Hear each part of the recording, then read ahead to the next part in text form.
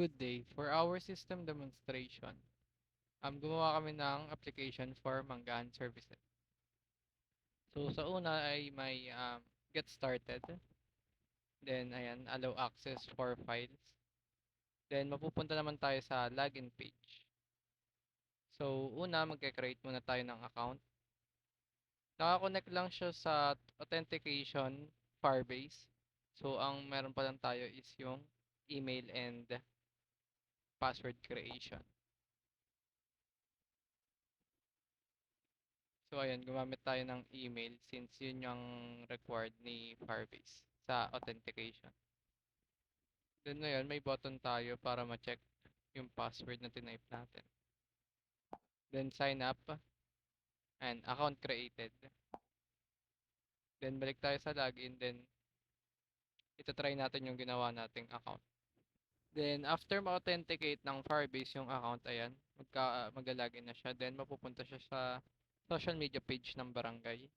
Then after nun, ayan, yung second is yung documents tab, kung saan pwedeng magpasa ng requested documents yung mga residente ng Barangay Manggahan. And for business clearance, indigency, and barangay certificate. Pwede rin sila mag-select ng date for their birthday. And meron tayong progress tab.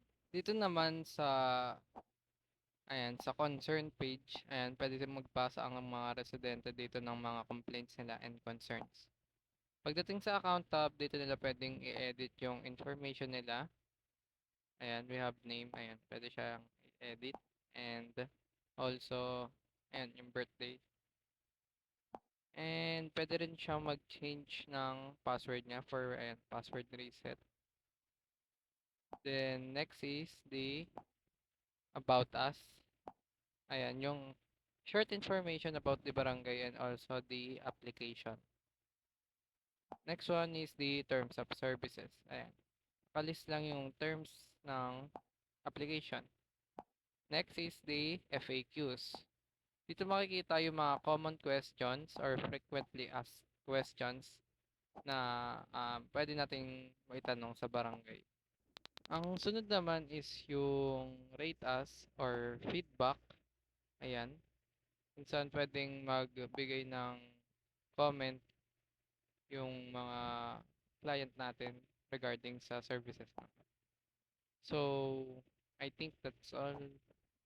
Thank you.